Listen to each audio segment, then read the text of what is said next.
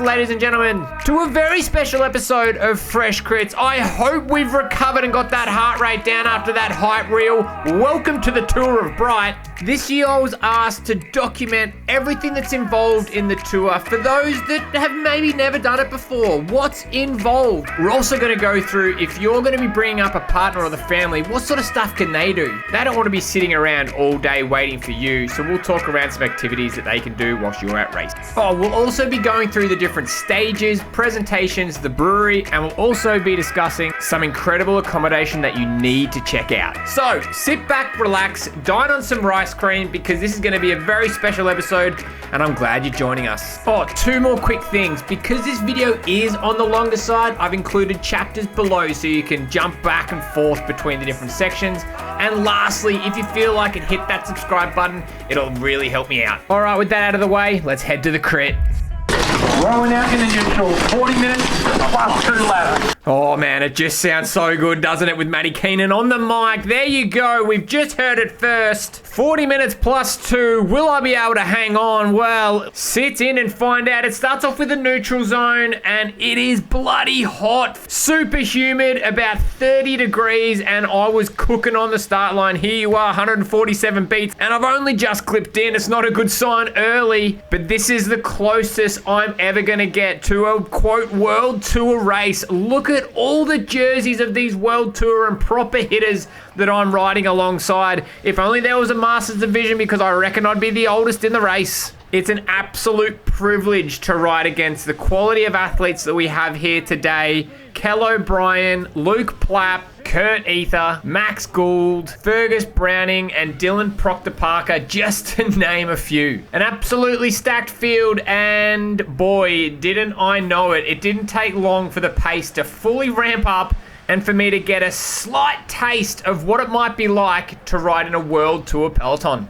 And we are off. We've completed our neutral lap and I haven't been able to move up at all in the neutral zone. So I've been left right at the back half of the field, which is exactly where I didn't want to be, because as we all know, at the back of the field is where generally it's going to be the hardest. Where I wanted to be was at least in that front third so I could get the draft but not be left flung out the back door anytime there was an acceleration. And there's going to be plenty of accelerations in this course. Let's check it out now. So this is probably the most technical part of it coming up here. It's that chicane, that left and right.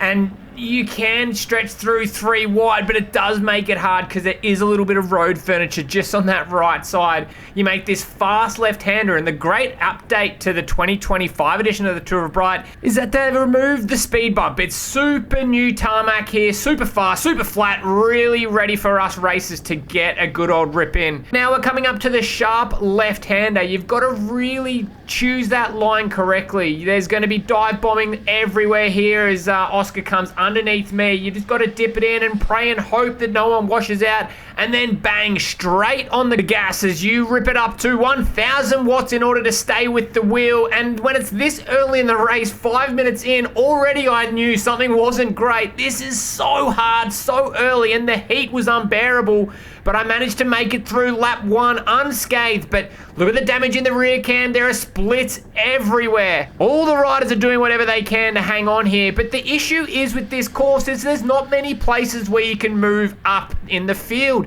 especially when it's this fast. Even last year on this descent, a lot of guys were freewheeling, but not in the 2025 edition. It was full gas the entire way through this course. Here it is, the left, the right. Watch out for that billard on the right-hand side, and then it's bang straight on the gas. 400 watts, sweeping left-hander, and look how strung out it is. I'm probably 100 meters away from the front of the bike race, and there is blitz and people desperately trying to hang on with all the watts that they have. But as soon as the front of the race gets to this sharp left-hander, everyone grabs the anchors and comes to a dead stop, only to be then sprinting straight out of the corner. That's why you want to be at the front of the bike race. It's a hell of a lot more flowy, and you're able to maintain your speed through that corner. There we go again, almost 1000 watts just trying to hang on to the wheel, single file everywhere. 6 minutes in we are, and not once has the race sat up yet. If the race continues at this pace, I'm going to be gone in the next 5 minutes.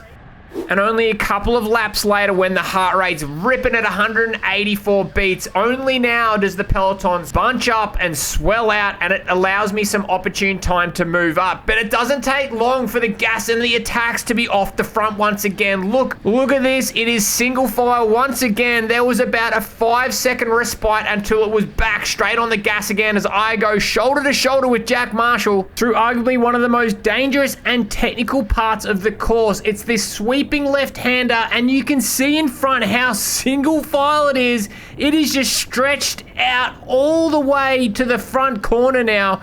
And I'm at 178 beats, absolutely fried. This is not a good place to be. Jack has gone full fish mode in the rear cam. His mouth is wide open, trying to get as much oxygen into his lungs as possible. And then as we round this corner, I know it's just going to be 100% effort just to try to hold on to the wheel here. But I don't have that much to give. My heart rate's already at 180 beats. I am struggling here to hang on. But it's not just me. I know in myself that if I'm struggling, there's going to be a bunch of other blokes doing exactly the same thing and gritting their teeth and just trying to stay on. But like I said before, there's no real place to move up. Maybe I could have gone on the inside and undercut and come in really shallow here to try to move up some positions, but it's just way too hard. There's so many riders across the road. You've really got to be able to use those extra few watts that you have to move up on the inside, just as this body wrap rider has done here. Oh, a nice little touch on Jack Marshall there as we come through the chicane. The crowd is enormous. Look at all the people across the road. And there we go, this sweeping left-hander, and it is still single file. Nothing has changed in the last lap. It is just everybody hanging on for dear life. The body wrap rider has swung off there. He's most likely cooked because the tempo has been so high, although I cannot deny or confirm that. Please let me know in the comments. We're making this left-hand corner, which I'm going to now call this street Struggle Street, because that's exactly what I am doing as I nearly bump off this rider here. It's full gas again at 183 beats. I mean, what's the deal? How can these guys be riding for 10 minutes at this sort of tempo without stepping up? Oh, yeah, that's right. There's bloody World Tour and Conti riders on the front and driving the pace as we speak. Yes, that's right, ladies and gentlemen. Fergus Browning was kind enough to let me run a camera on his bike for the crit, and he is killing me. Slowly with 1,000 cuts as he's rounded corner one on the downhill section. Meanwhile, I'm still struggling to get over the hill. He's putting me to the swords, and I bloody hate it. He's making me taste blood, and it's making this a horrible experience for me, but he is sitting in cruise control, flying at 182 beats. This is where he thrives. This is where he does his best work as he swings off here and the rest of the peloton race past him at 1,000 kilometers an hour. He's already been on the front for a good portion of this race, and if you want to see his full race, then please make sure you get subscribed, because I'll be posting his full crit, as well as we had a special guest in the women's grade. Brody Chapman ran the cameras. Oh my god, it was an insane race, so make sure you get subscribed. But let's get back to my crit, where I have an atomic blow up, which you're gonna love to see. So we're now coming into the same corner where you can see Fergus Browning just about to enter, and I'm going to last resort tactics here, trying to maximize recovery.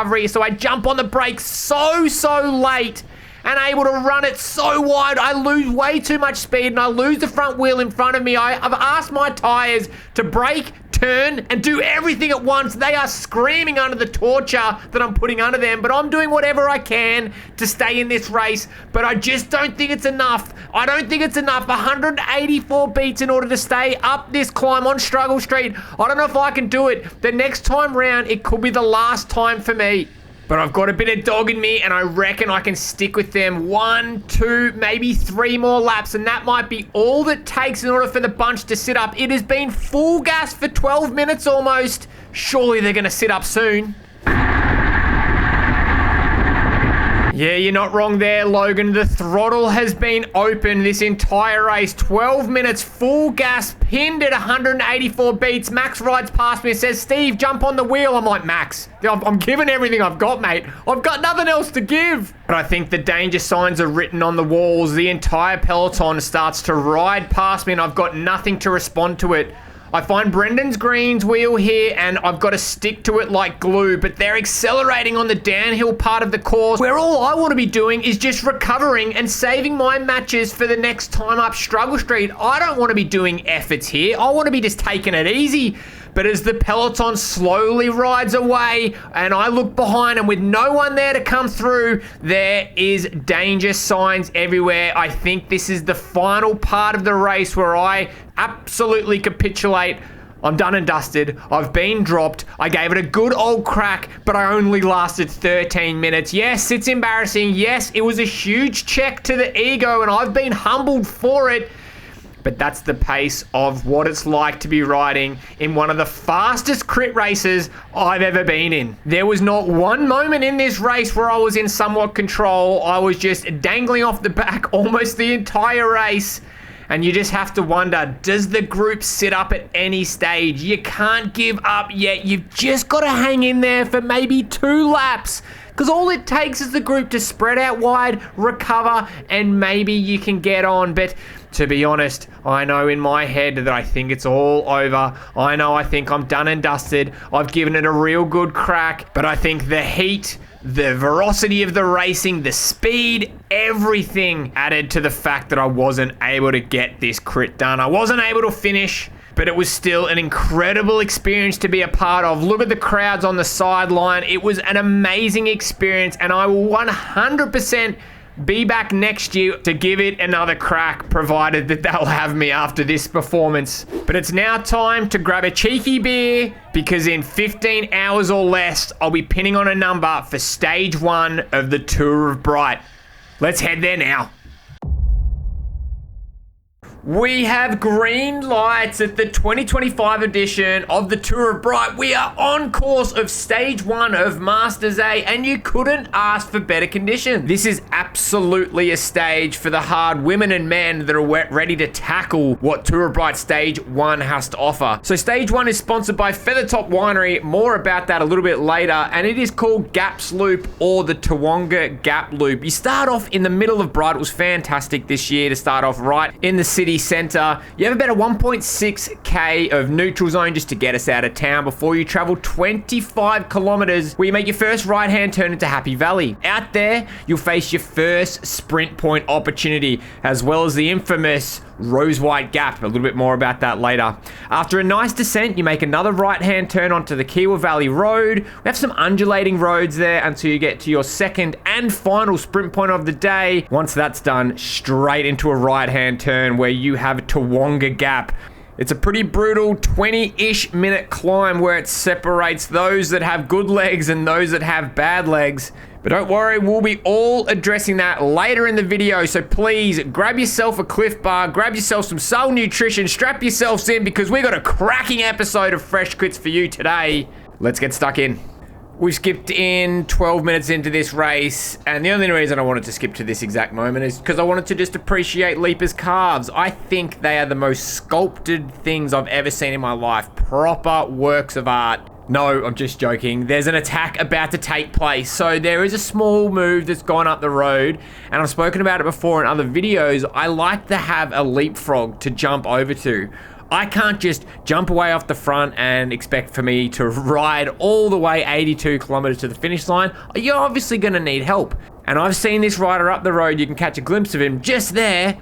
That's someone who I want to bridge across. No one seems to be wanting to do any work. And just as Leaper gives it the let's roll through sign, I spark it up to 1,000 watts to try to activate my plan to break away from the peloton because I'm not going to be able to stay with the climber boys. It is single file in the rear cam, but no splits are being made. And there's a few reasons why nothing's really getting away so far. Number one, it's so early in the race. 13 minutes, there's no chance anything's happening there. Number two, it's already so fast, 51 kilometers an hour. And I think number three is these guys are super, super strong. This ain't your average Masters crit race. These are some of the strongest Masters riders in Australia that have come down for this race, which obviously makes things like breaking away extremely difficult. But this isn't my only strategy for this one. I have other tricks up my sleeve, so stick around to find out. A couple of minutes later, I got a little bit bored of just rolling turns in the peloton, where it was Simon Croft, who is probably Melbourne's strongest welder, He's pulling some big turns off the front where I say, I've had enough of this and try another trick, which is attack. I lied before, by the way. I don't know if I have any other tricks, but let's see if I do. So I launch a little attack here. I'm trying to get a nice draft off this BMW with the mega sign on top. And look, in the rear cam, micro gaps are starting to form. Now, don't get too excited yet. It's still an opportunity. There is still something there, maybe. But this is good signs. We want to see these little micro gaps. We want to see these splits in the peloton because it shows that there could be just a little bit of a chance to get away. But for this one, Crofty welding really, really hard, and I think that's Paddy Reardon behind him also chasing this one back. He doesn't want this to go to a break, or he doesn't want me to get in a break. Either makes sense to him. But can we pay a quick attention to Paddy Reardon's Velo socks? They are proper outrageous. Give them a bit of a round of applause. He's obviously got them on sale because there is no chance the man's paying full price for those bad boys. Enough of that. Let's skip forward for another part of this race. Yeah, it's quite hard to hear with the front mounted GoPro, but I just asked Alex, one of the boys, to let me out of the roll so I could break away in this race. There's a sprint point about 6 kilometers up the road, and I saw this rider sneak off the front with no real hassle at all. So I launched a little attack to try to get away. I was hoping I could get over this ridgeline, as you can see in the distance, and make it over the other side without much fuss. But the group has been pretty chill for the last 10 kilometers or so, and they were itching for something to chase. But as I said before, I don't necessarily want them to chase me. I want a compadre. I want a friend or a breakaway partner to come across with me where we can work together and maybe establish a mini break. But the group was pretty persistent to not let anything get away, especially in this part of the race. But it's not going to stop me from keeping on trying. As I said before, this is my goal for stage one, is try to get into a breakaway, try to make some time gap up to Wonga, and sneak a couple of sprint points along the way. But as you can see, it's proving a little bit more difficult than I initially anticipated, but that's definitely not going to stop me. Alrighty, we've skipped forward 4 or 5 kilometers further in this race as we get closer and closer to the first sprint point that stage one has to offer. It's right up here, not too far away. It's a long hold lead in, so if you're running some sprint trains, it's extremely important you get your timing right. Now, there's a couple of moves that have gone here to generate the lead outs. I'm not exactly sure, but there are guys that have gone for a bit of a send here, and that's absolutely fine. I just want to stay in the top 3 wheels, and that's when Gary goes, and we've gone head to head before, and I haven't been able to get past him, and this is going to be a close one. I'm on his wheel just as I come around the outside. The legs say no. Gary hits another gear. He takes out maximum sprint points in the first sprint of the day. A huge ride from Gary, and look at the rear cam. It's exploded. As normal, when you light up a 1,000-watt sprint for 10 seconds, that's probably what's going to happen. But now the choice is there to be made. Do you crack on with this? I say yes, let's go.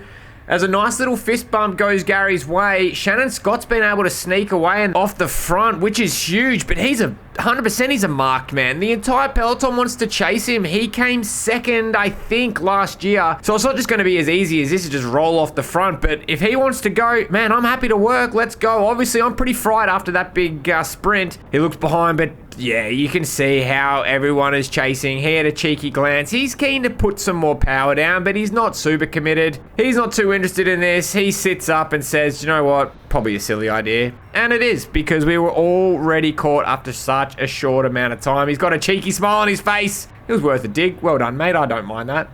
But soon we begin the death march over to Rose White Gap. And that's where we're going to be picking things up from. Now, how beautiful is this climb? This is Rose White Gap. It's absolutely stunning and one of my favorite climbs on the tour of Bright. And here it is here. So the climb itself for us Hubbards in Masters A is about 9.5 minutes long. However, it is a little bit deceiving because the climb actually does start a little bit earlier than where the segment starts. You can see on the map there.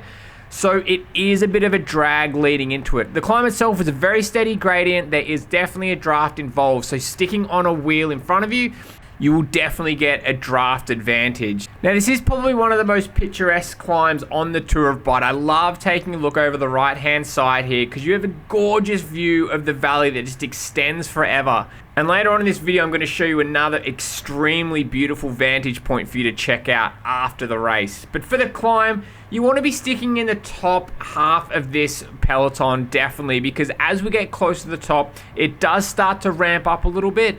But the guys that are chasing those KOM points will send it in those last 400 meters or so and create a bit of a gap. And you don't want to be left right out the back door of this peloton scrambling on the descent to make up wheels. You want to be crossing over at the main peloton, or even just letting yourself fall back down through the peloton like you're going to see me do here. So we speed this up and just watch the cream rise to the top when it comes to these climbing boys. This is where watts to kilo matter the most. So the climb will continue around a couple more corners, but keep a look on the left-hand side, that sign with 500 meters to go. This is where the attacks start to come out of the peloton. So that's why it's so important to be maintaining in the major group here while still being able to remain contact with the guys chasing the KOM points as they get closer and closer to the summit.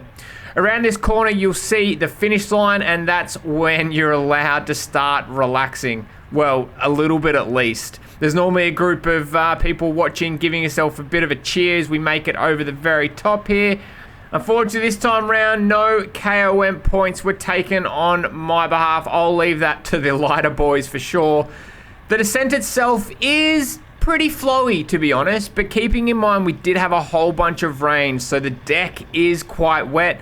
So riding conservatively here is probably the smarter move. Remember, if you crash out, you're out of the race, but if you ride a little bit slower, you might only drop 1 or 2 seconds. So definitely riding to your own ability is key, and communicating with the bunch to let them know where you are on the course so they don't chop your line.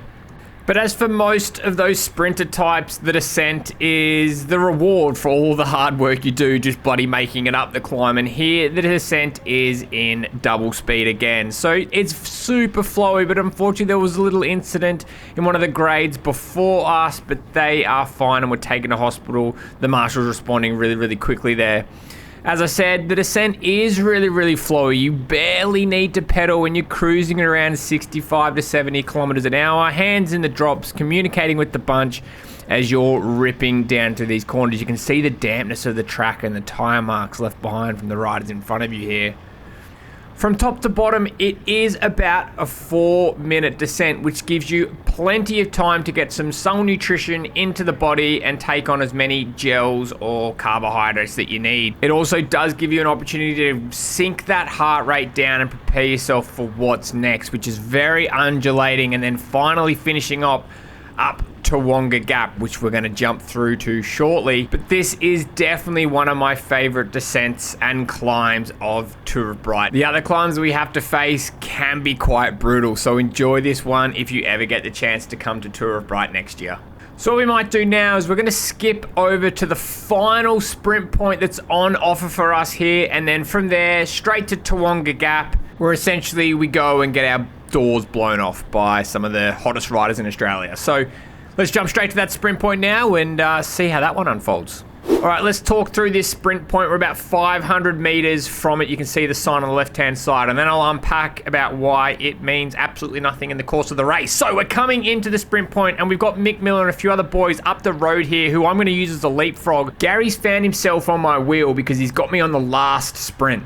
So I need to beat him in this one. My tactics here was to go early and hope I could maintain enough speed to roll it through to the finish, but I went super early. Gary's not even out of the saddle yet. He's scoping in my wheels, sitting nice and tucked in. It's here on the downwind part of the sprint with about 50 meters to go.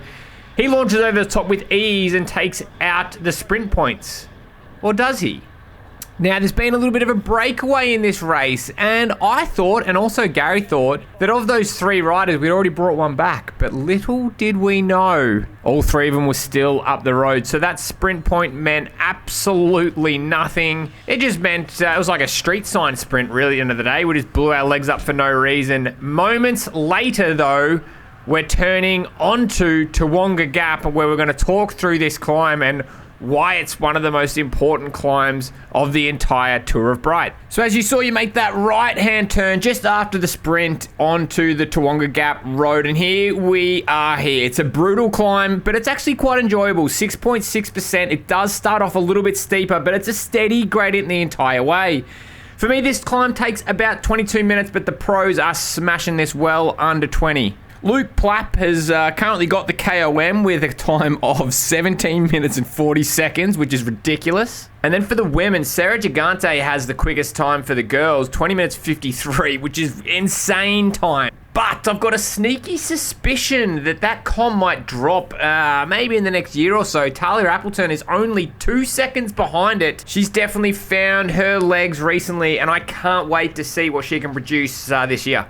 Here we are, we're on the climb, we are underway, 7 kilometers remaining of pain, and this is all pretty low-key, this is pretty chill. I'm happy just surfing in the wheels here, I'm in a good place, and I'm just trying to hang on for dear life. I'm looking over here at Crofty, the head tilt is going, he's under a bit of pressure, we love to see it. Now I'm not going to force you to watch the entire climb in real time, so we're going to speed things up here, and what we might do in the meantime is discuss a couple of the riders that you should be looking for who are planning to do a whole bunch of damage on each other as well as the rest of the peloton on this climb. Basically, all the guys you need to watch out for are in front of me right now. We've got 273 in the Pinnacle kit. That's Zach Brown.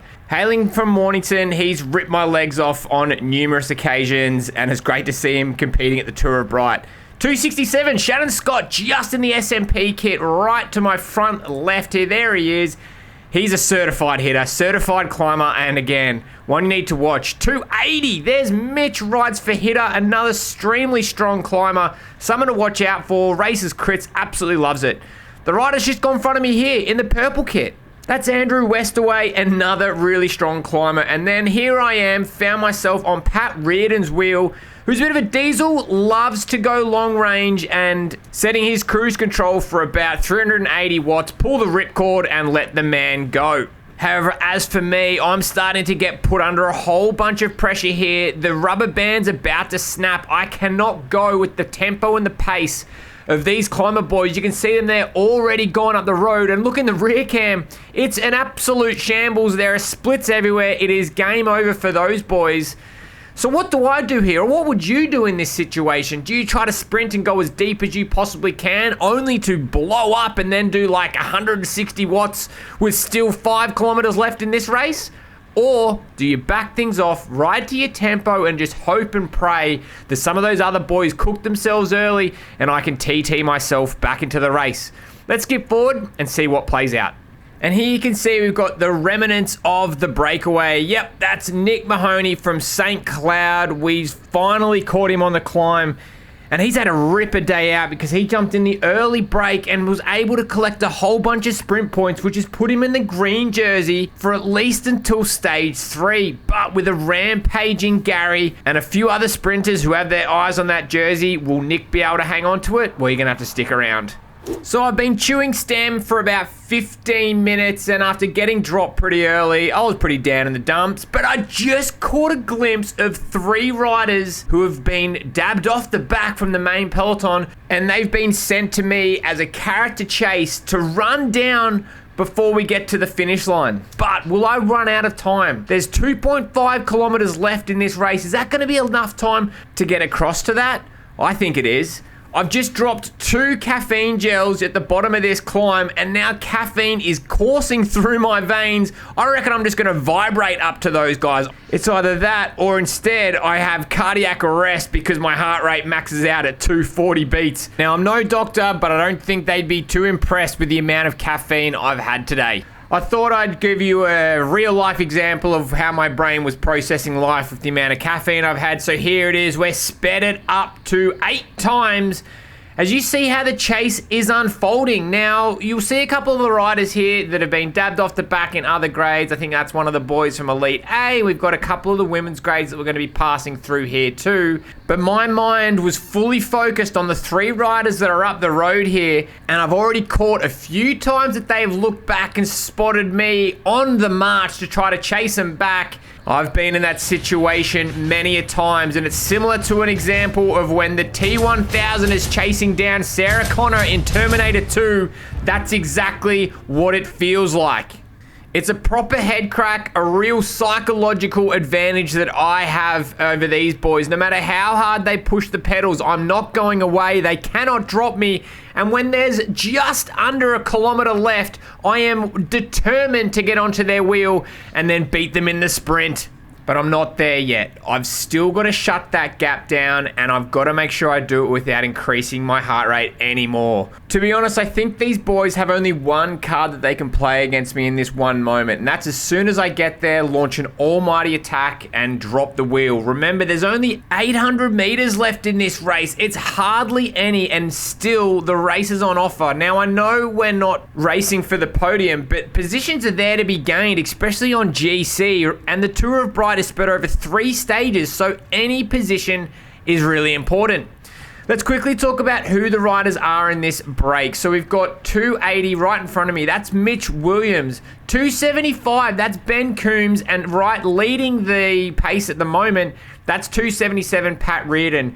And my compadre in the rear camera that's been suffering this entire way with me, that's Jupiter Siegel Brown from New South Wales. So we've got a tidy group of 5 riders here where you could be finishing anywhere from 11th all the way down to 16th. So there's still some decent positions on offer here. And if you were ever in the Tour of Bright, that's exactly how you should be thinking. You need to take whatever positions are on offer, no matter how far it is down on the ladder. Now, for some reason, Jupiter's decided to get on the front and keep the pace nice and high. I just think he didn't want to be attacked, so he's getting on the front to try to calm the pace down and set a decent tempo to avoid any attacks. Jupiter, if you're watching this, let me know what your thoughts were in the comments below, or maybe you were just completely fried and you had no other choice instead of just getting on the front. So off he goes, tapping away, 400 meters left, which is basically 1 minute of riding to go. We've got 60 seconds till we get to the finish line, and it is Foxing Central right now. No one wants to give up any positions with this. And the funny thing about stage 2 of Tour of Bright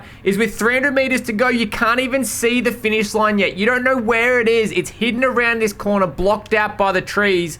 But I've got it in the Garmin. I've done this stage before. I know where the finish line ends. Now Ben started to light it up. Pat started to dance on the pedals to get away. There's the first glimpse of the finish line. Ben goes first, and I'm happy sitting in his wheel. 180 beats now. Pat is all in pain in the rear cam. It's dropping the hammer now, 700 watts. I know I've got Ben beat. I'm taking it to the finish line, and I'm going to get there. I've taken out the 11th place on stage 1, which is not something I'm ecstatic about, but I'm happy to get stage 1 done and dusted. Now it's just the long ride back to the village where you try to get as much recovery as possible and get yourself prepared for stage 2 TT. Let's head there now. Are you going to score some points for the factory team racing? I didn't help you this morning get any points. I'm trying to get some points today. Yeah, please do. My teammate's the problem. Go well, mate. You'll be right. After a couple of hours of rest, it's back to pinning on a number and making our way out to Buckland Valley Road, stage 2 for the TT, or time trial. Essentially what a time trial is, it's a race against the clock. The fastest time wins. So the course has changed a few times over the Tour of Bright history, but for this one, the 2025 edition, it's a 17.3 kilometer out and back along the Buckland Valley Road. As you can see here, it's a pretty lumpy course that can be affected by wind dependent on the day. It's 8.6 out and 8.6 back. And on the way out, it is gradually uphill. So going a little harder is generally worthwhile. You can get a downwind return. But as I said before, the wind plays a huge part in this course. It's quite open, it's quite exposed. So it's really important that you adjust your strategy on race day. For this one, it was bloody freezing. You can see the rain pouring down. It was so cold. We had a massive dump of rain just before our start, so I was shivering lining up to the start line. You can see a lot of the riders here looking quite cold. But once the countdown begins and then you're off, you warm up pretty quickly. My performance and watts weren't that high for this one, 314 watts average across the course. I did a time of about 24 minutes, 4 seconds. To put that in perspective, Luke Plapp did a time of 19 minutes 57, which is crazy. And even more impressive, Brodie Chapman won the Elite Women's with a time of 22:59, which is mind-blowing. But she is the Aussie TT champ for a reason.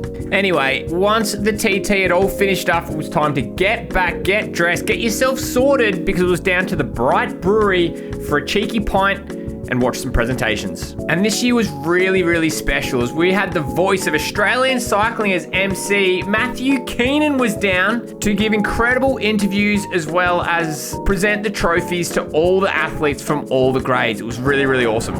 Cheers to the Tour of Pride. Eventually, Plappy finished his mega pint, and you can see Oscar Onley there with a shot glass of beer. Not sure what's going on there. Brodie definitely stepped it up with the schooner. It was time to head back home, get some, well, somewhat rest, and prepare yourself for stage 3, the Queen stage, up Mount Buffalo. Let's head there now. Stage 3, what a mixed bag. It's known as the Queen stage for a reason. It could go either way for you in this one. It's a make or break race, but what is involved in making your way through the hardest stage at the Tour of Bright? So to kick things off, there are 2 types of courses that are involved in stage 3, and it all depends on what grade you're in. But we'll start off with those in all the grades, everyone that isn't racing in A grade. Pretty straightforward, 12 kilometer-ish rollout, and then bang, you're straight into the climb, which I'll talk about in a second. But for those that are racing in A grade, so Masters A, Women's A, or Men's A, firstly, we head down to Buckland Valley Road, where, if you've been paying attention, this is the TT course, plus a little bit extra. But once you've made to the end of Buckland Valley Road, you make that left-hand turn, you have to climb up Mini Buffalo, as it's called, and then essentially you start the climb. It's gonna add about an extra 24 kilometers to the race. Of course, there are a couple of sprint points along the way just to keep things nice and spicy. But as for the climb, well, the main event, Mount Buffalo, it's an 18-kilometer climb with an average gradient of 5.9%, which sees you gain an altitude of about 1,018 meters. The current com, well, you guessed it, it's Plappy with a time of 41:04. And the local legend Luke Burns and Kel O'Brien are 2 minutes off his time. But for the women, it's a hell of a lot closer. Currently, the best time is Inish Cashman with a time of 52:05, with Talia Appleton and Brodie Chapman hot on her heels 1 second off her time with a time of 52:06. Now, with that all wrapped up, let's head to Masters A to talk tactics, GC, and sprint opportunities. Let's head there now. And we're away for stage 3 in Masters A for the Tour of Bright 2025 edition, sponsored by the Bright Brewery this stage, which is kind of funny because that's where we'll be headed straight after the race. And what I do love is that we're being let out by a VW bus. I think that's awesome. An electric bus. I reckon that should be my next car. Imagine how many bikes you'd fit in that. VW, if you're watching this, chuck us a DM on Instagram. Would happily drive around in one of those bad boys. But enough of that. Let's talk about the state of play. So you can see there, Nick Mahoney, green jersey sprint leader as it stands. Currently on countback over Gary. I think due to being higher placed or grabbing a sprint point later on in the stage 1. I'm not exactly sure how it works. Let me know in the comments below. But in terms of GC, and this is what is being fought for today, and it is a close race, the top 3. Let's have a look here. It is neck and neck between Shannon Scott and Evan Francie. Hopefully I got that name right. Correct me in the comments below. And then he's up first, but he's only got a slender gap over Shannon Scott, 2 seconds in front of him. And then it is Zach Brown from Mornington.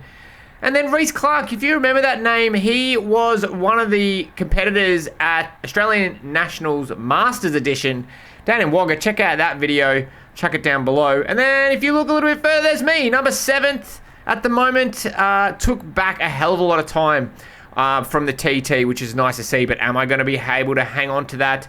You have to wait for later on in this video. A couple of riders that you need to watch is 11th, Pat Reardon. He's going to make a big move today, so wait for that one. And then, yeah, so the battle is going to essentially be between Evan and Shannon Scott. Can Evan hang on to a 2-second lead? Well, we'll see later on. And after a 1 kilometer neutral section, the VW bus drops the hammer and we are full gas. Gary launching the first attack, and we got Nick in the wheel trying to protect his green jersey. Now, the reason why we've got Gary wanting to put us all under pressure early is we want to get in a break. And why does Gary want to be in a break with myself and Nick is because we want to reduce the amount of people we are sprinting with, so that, you know, it's a head-to-head between the three of us. Now, the rest of the teams at the Tour of Bright have other plans as well. There's not just us 3 sprinters. There's a whole bunch of sprinters in this race, and those guys also want to be getting in the move. So it's, instead of you sprinting against a main bunch of people, you've reduced that down to 2 or maybe 3. The other reason why you'd want to get in a break, especially for a sprinter, is because we're not necessarily that good at getting up a hill. So we want to establish a bigger gap on the climber boys that give us a bit of a handicap to get up Buffalo.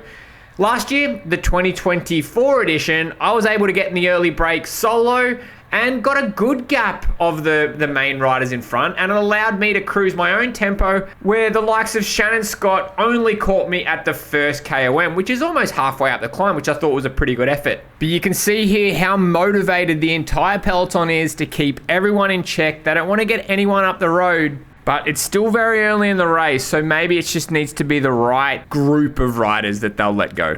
We've only skipped ahead a couple of minutes, and you can see here this rider in front of me with the number covered. That's Daniel Bonello from New South Wales. Anyway, he's been riding really, really strongly all race, and this is one of those times where I make a stupid mistake. I make stupid mistakes all the time, but it's good watching yourself back and noticing where you've made the errors. He's launched a really nice, well-timed attack when the group was rolling at a slow pace, so he was able to extend his gap quite quickly. But for zero reason at all, I decided to not just attack across to him, but drag the entire group across. Now, this goes against a lot of the things that I've been saying and doing in previous episodes around making there a carrot, making there an opportunity to attack across to. Instead, what I've done is drag the entire peloton across to him, neutralize the attack, and we're then back to square one. Now, the only reason I can think of me doing this is I wanted to protect Nick Mahoney in the rear cam there.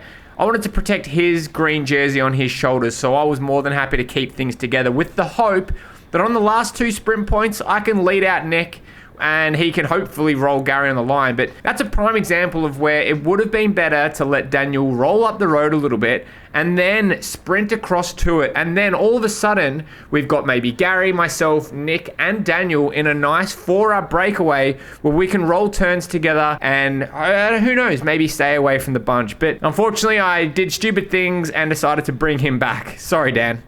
The sprinter boys weren't the only ones trying attacks to get away, although in this situation, Gary sends one up the road, but you notice in the distance, there's one rider up there. Now, I can't quite, for the life of me, figure out who that is, but thinking back, one person who was overly aggressive in this race was Tom Leaper. He refused to sit in the bunch all day and did whatever he possibly could to get up the road. Now, if you saw the last video I put up, you'll notice how strong Leaper is. And I'm not just talking about his calves, which have their own gravitational pull, but the man is strong and is a real threat on GC. Now, he hasn't had his best Tour of Bright, although he did win the TT by a good margin of 13 seconds. So the man is flying, and that's why the group's really motivated to bring him back. However, I'm happy to leave him out there. I don't mind if he stays away, and I'd be more than happy if Gary burnt some matches in order to bring him back, to hopefully deaden his legs and allow Nick Mahoney, who's in the rear cam here, to take out the sprints.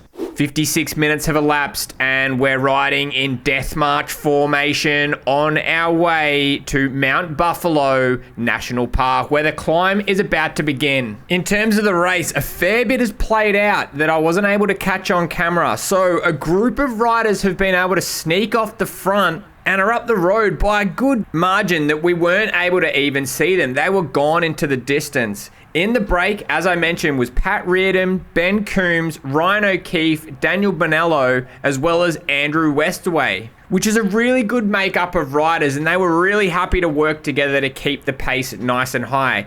They all had their own dreams and ambitions to staying in the break. For example, Ryan O'Keefe had his heart set on taking out the green jersey this week, and he did that by mopping up both sprint points and walked away with the green jersey in the 2025 Tour of Bright. Unfortunately, that meant that it was taken off the shoulders of Nick Mahoney from St. Cloud, but he'll be back next year to give it another crack. So where does this leave me in the whole scheme of things? What's little Steve Flack going to do with a decent 1 hour climb presented in front of him? Well, to be honest, I wanted to protect my position on GC, because as you can see here, I'm currently sitting in 7th position, and I can probably, with some luck, hope to crack into the top 5. But with Andrew Westaway up the road, it does make things a little bit tricky. But things can often change on this climb, so you never know exactly how things are going to play out. It all depends on how the legs feel as we start hitting those first slopes. And right on cue, we've just hit them, and you can see the road starting to go uphill with a few riders eager to drop the rest of us early on. And I remember this so clearly.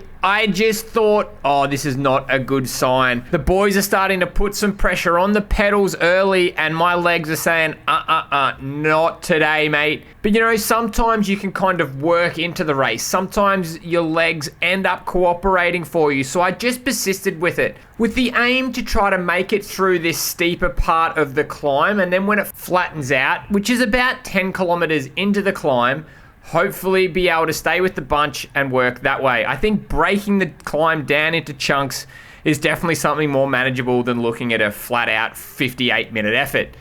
But alas, the climb went on. The legs were still feeling terrible here.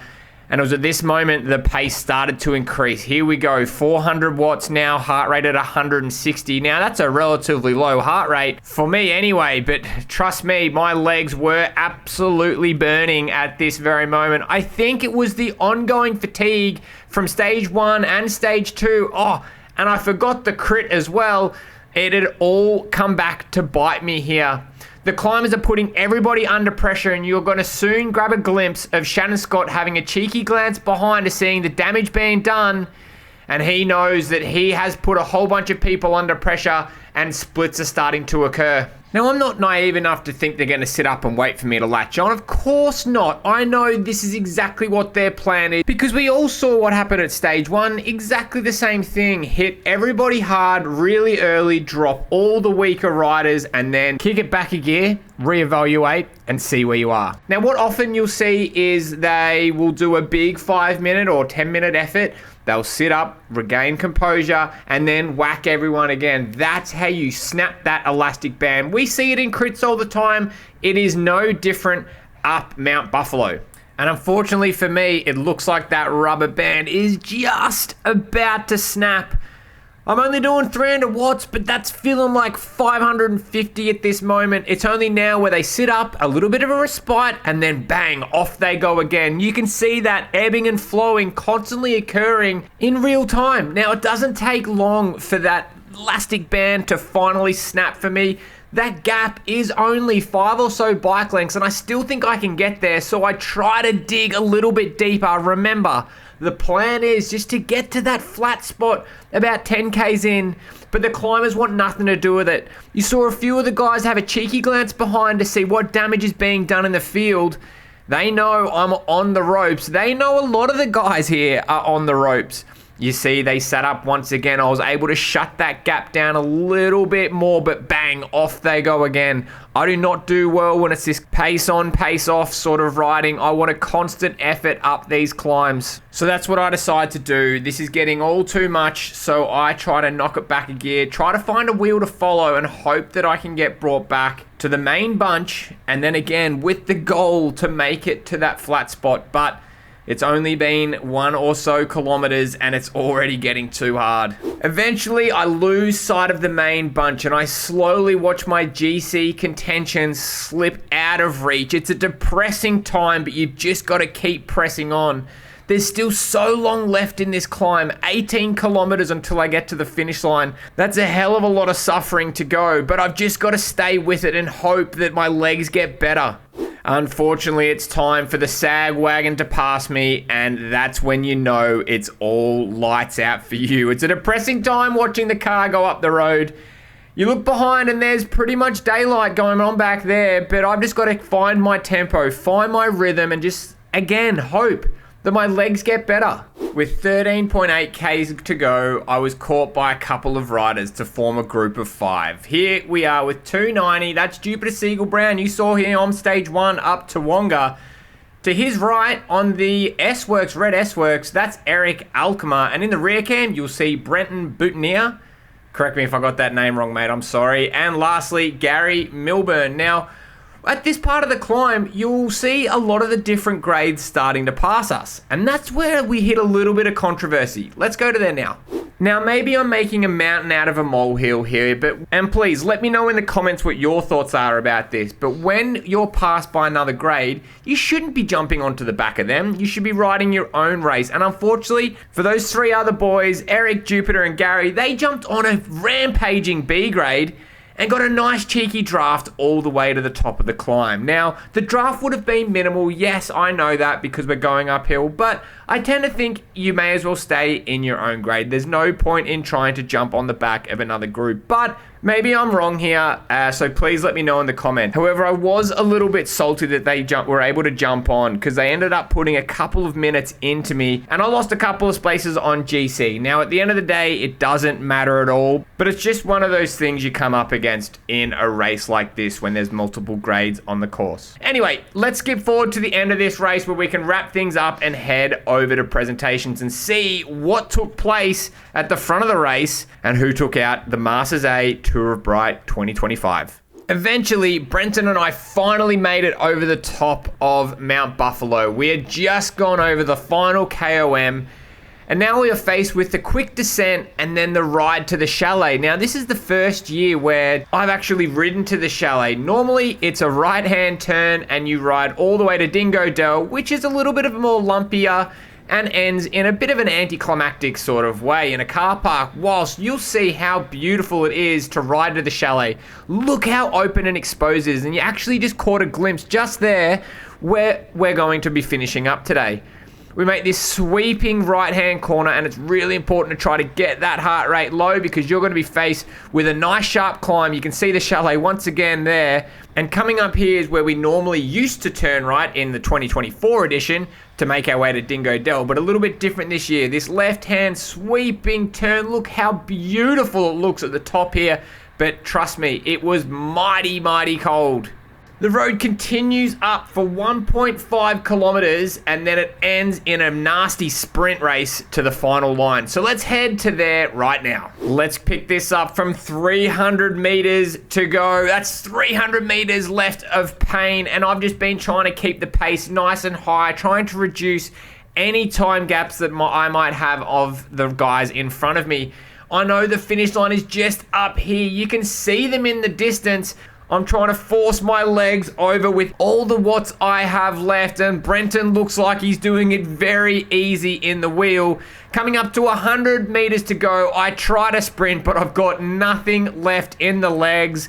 Brenton rolls me on the line, and that is Tour of Bright 2025 edition done and dusted. Far out. That was a hard old climb. All right, let's go check out the stage results and see where everybody ended up in the final stage of Masters A at the 2025 Tour of Bright. Have a look how beautiful the chalet is. I carried the drone all the way up there. It's paid for itself. No, I didn't carry it all the way up. I threw it in the back of the connoisseur car. But here we are, the results from stage 3 and the break 1. Pat Reardon from the break with a beautiful time of 1 hour 50 minutes, had a 1 minute 6 second advantage over Scott, and then it filters down from there. But the real game, Shannon Scott over Evan, you can see there that Shannon beat him by just 12 seconds. Man, what a close finish. Meanwhile, little Steve Flack had an absolute shocker, 6:39 minutes behind Pat. Look, it was a tough day out for me, but that is what racing's all about. Now let's have a look at what that's done to GC. Well, there's certainly been some movers and shakers here. You can see Shannon Scott takes out first place with only 10 seconds in front of Evan, followed up by Zach Brown, 50 seconds behind Shannon, 40 seconds behind Evan. A huge, well-fought battle between those three fellas. I hope they bring it again next year. Pat Reardon's jumped well up the leaderboard, up 7 places to finish in 4th place. Huge effort from him. And then it all filters down from there. Unfortunately, I was a big loser in this, dropping 7 places, finishing 14th. It was a massively stacked field this year at the Tour of Bright, and I am still proud of the performance I gave in. Plenty of lessons learned, I think. A couple of them being, why did I do so much work on the first stage? It's a long stage race. Maybe it's best to reserve some matches. Maybe it's not worth doing the crit on the Friday night. Well, I think it's worth doing. It's an amazing race.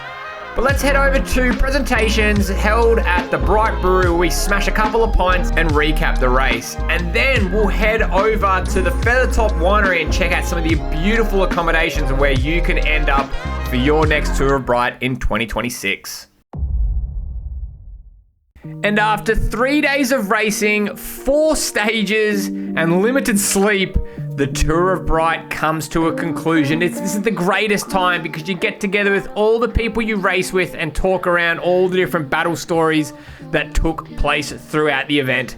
As you can see, it takes place at the Bright Brewery Beer Garden, a beautiful location to finally wrap up things, especially when it is this lovely weather like we've got today. Finally, at the end of all this hard racing, the sun came out and blessed us with blue skies and 25 degrees. It was absolutely perfect. Now, we know the result from Masters A was Shannon Scott narrowly taking out the win over Evan, but what you don't know is how the men's and women's A grades got on in their fields, and it comes with no surprise that Brodie Chapman took out the dub on the top step in women's A, only close by Talia Appleton, 44 seconds behind, and then Emily Dixon coming in at 1 minute 36 behind Brodie. Let's hear what Brodie has to say. I'm so stoked I made the trip down here, and yeah, I think it was incredible that we had a different stage winner every day in both the men's and the women's race. It just shows the depth and diversity of Australian cycling. It certainly was not an easy win.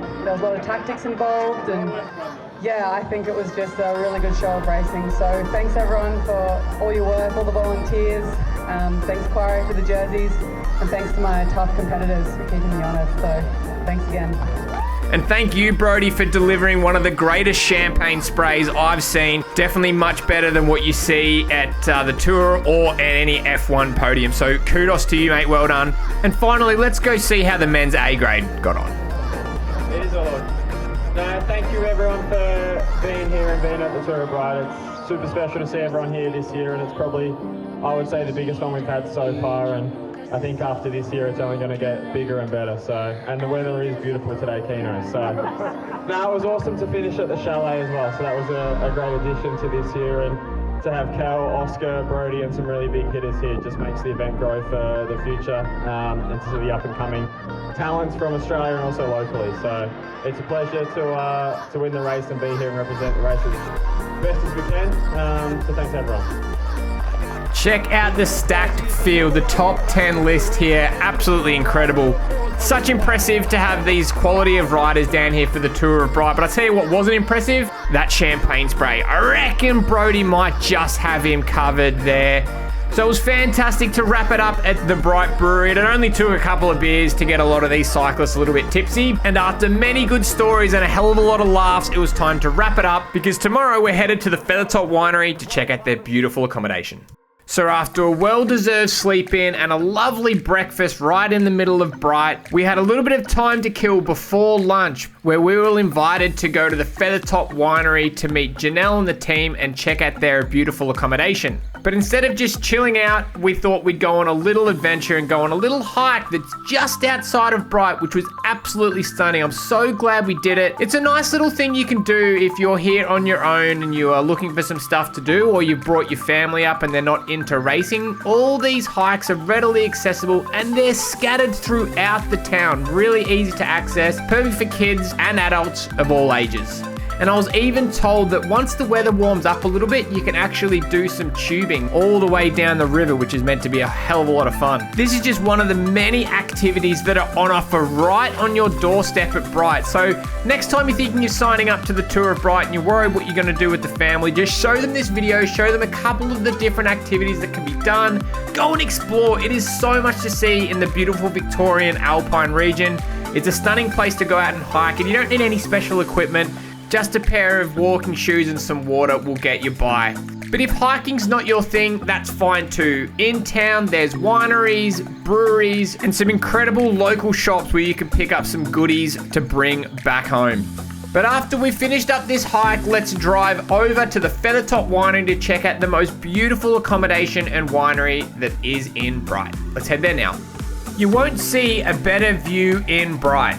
We're currently at the Feathertop Winery enjoying a nice cheese board, enjoying the beautiful views of Mount Buffalo. And this accommodation at the top of the hill is somewhere that you can stay next year, and you can wake up to these views every morning before you race. I mean, if that doesn't get you fired up in the morning, I don't know what will. These are some of the most beautiful views I've seen of these mountain ranges in Bright. And then after the race, you can park it up, have a swim, do some hydrotherapy post-race, and get those muscles prepared for the next couple of stages.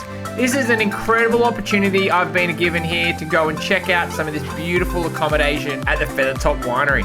And if you don't want to go all in, this is the view from one of the lower houses. Just stunning. But if you're wanting to treat your friends and family, definitely reach out to the Feathertop Winery to have a bit of a chat around booking out this beautiful accommodation, or even just coming down for a tasting. Their wines are absolutely delicious.